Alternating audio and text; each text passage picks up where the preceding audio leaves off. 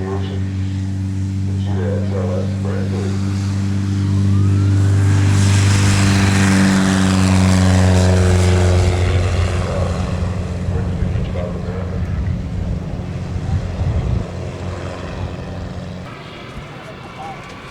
And this airplane is gorgeous. So what's it called? Isn't this thing handsome? I'm just in love with the cowling on this. It's just got a lot of guts to it, and I kind of like that. But you know what? There's a very simple little airplane. It's called the Cheetah by Rainbow Aircraft, which is a South African company with a Russian designer being sold by Americans here in Oshkosh. That gets to be pretty darn global, doesn't it? We're really getting around when we do that. We're getting around all over the place, and this little airplane will get around all over the place too. It's got some very unique features, Dave, that we just don't find out a lot of them, and one I just have to point out to you. So you can follow with my hand here. We got kind of an armrest. Well, that's a sort of a nice thing. Many of the pilot reports I write, I say, I didn't have any armrest. You know, your arm gets tired holding that stick. Well, not on this one. They've got an armrest, but look at this now. Down comes the armrest, and on the end of the armrest is your throttle. And that's on both sides, so each occupant had their own throttle, and right here where it's easy to grip. That is a cool idea I've not seen on any other light sport aircraft.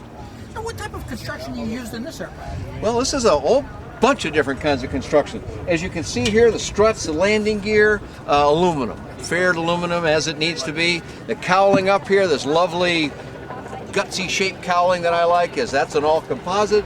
The wings are fabric, but they're not doped in fabric. This is sewn Dacron, like we see on an aircraft like the X-Air, for example, and a few other models, which means that you don't have to paint this in, which means that this airplane stays very light, and I'm sure its handling is very limber and fun. I'll bet you this is a neat airplane to fly.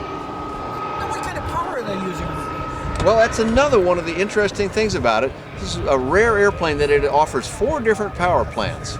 3 of them from Rotax, and including the 912S in both 80 and 100 horsepower, but also the Rotax 582, a 2-stroke, which would make this thing very light and still perform quite well since it's a lightweight aircraft. And you can have the Jabberoo. So that's a lot of choices in power plant, and a lot of pilots like to be able to choose that sort of thing. So there's a good choice. What about ground control on it? Is it using a steerable nose wheel on it? Yes, this one, Dave, uses a steerable nose wheel, but not differential braking, just a single point brake, which on an airplane that can probably approach and land as slow as this one, that's going to be just fine, even on a smaller field. Now, again, this interior is just finished off so nice, Dan. Isn't it though, Dave? And you know, a lot of people worry a little bit about getting in airplanes. Some of the lower wing airplanes, a little bit of a challenge for those of us that are less flexible than we used to be. But this one here, we're back to that nice armrest with the throttle right on the end of it. I really like that. It's a cool concept. But just flip that guy out of the way, turn around, sit down, bring your legs inside, and look how wide this is. It's got quite a bit of room, even though the front tapers and is narrow. Where the occupants sit, a lot of room to it. Plus, above my head here, the gull wing doors are open. I mean, you can get all the way in here, and another nice feature is this deep cutout in the front of the door. That means you're not going to have to pull up and chew your knees as you try and get your legs inside the airplane. And this yoke in the middle, Dan, that's quite unique as well. Isn't that something? So here, most of the time, a pilot is going to fly from the left seat. He may or may not be alone while he's doing so, and so he's got a joystick here right where it needs to be, handbrake on the end of that joystick, and a nice easy grip that is, even for someone like me with smaller hands.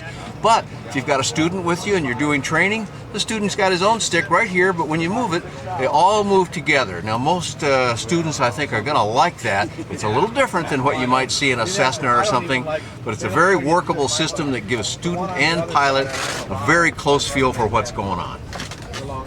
It's got a very wide instrument panel here that you could pretty well put anything you wanted on.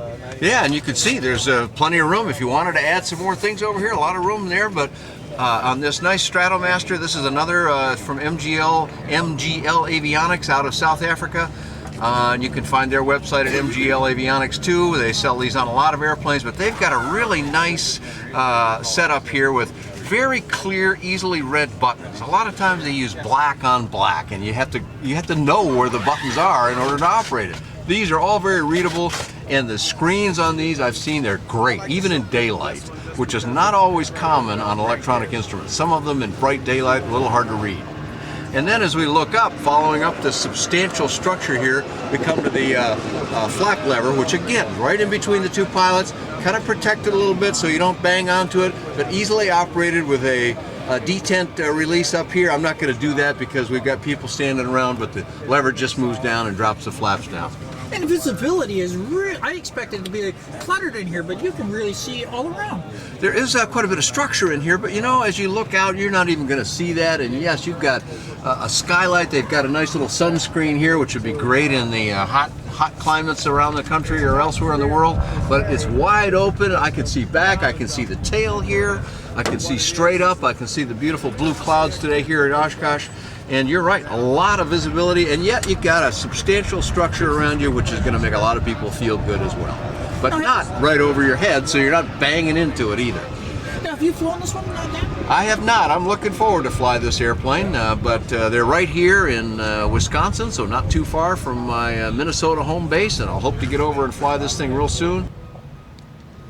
And speaking of the Cheetah aircraft again, you notice on the wing clips, those are LED lights alternately flashing back and forth. Pretty bad, aren't they, for LEDs? Just look at